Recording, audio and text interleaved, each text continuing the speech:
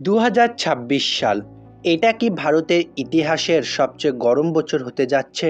তাপমাত্রা 45 degree centigrade, 47 degree centigrade, এমনকি 50 degree centigrade ছুঁতে পারে।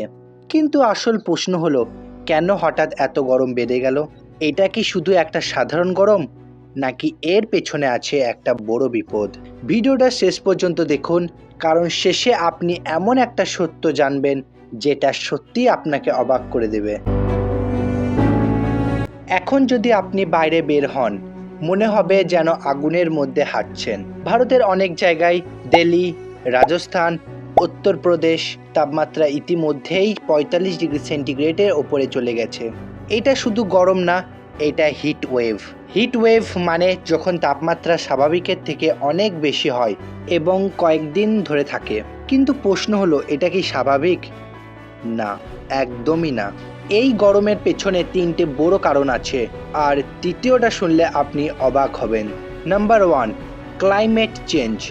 পৃথিবীর তাপমাত্রা ধীরে ধীরে বাড়ছে।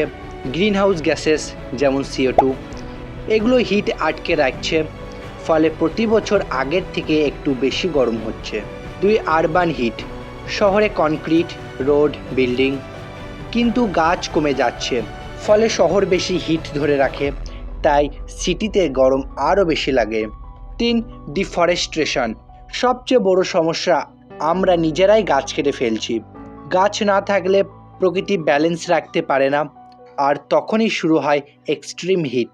এখন একটা গুরুত্বপূর্ণ প্রশ্ন, আগে কি এত গরম ছিল? 2000 সালের আগে এত এক্সট্রিম হিটওয়েভ খুব রেয়ার ছিল, কিন্তু এখন প্রায় প্রতি বছর নতুন রেকর্ড তৈরি হচ্ছে। সায়েন্টিস্ট বলছে ভবিষ্যতে হিটওয়েভ আরও বাড়বে। মানে আজ যেটা 45 ডিগ্রি সেন্টিগ্রেড, আগামীতে সেটা 48 থেকে 50 ডিগ্রি সেন্টিগ্রেড হতে পারে। ভাবতে পারছেন? এই গরম শুধু আনকমফোর্টেবল না, এটা ডেঞ্জারাস, কারণ এর ফলে heat stroke, water shortage, electricity problem সমস্ত কিছুই দেখা যাচ্ছে। সবচেয়ে বেশি ইম্প্যাক্ট পড়ছে স্টুডেন্টস, ওয়ার্কার্স এবং সাধারণ মানুষের ওপর। এখন প্রশ্ন, আপনি কি করতে পারেন? খুব সিম্পল 3টে জিনিস। নাম্বার 1, বেশি পানি পান করুন। নাম্বার 2, দুপুরে বাইরে কম বের হন।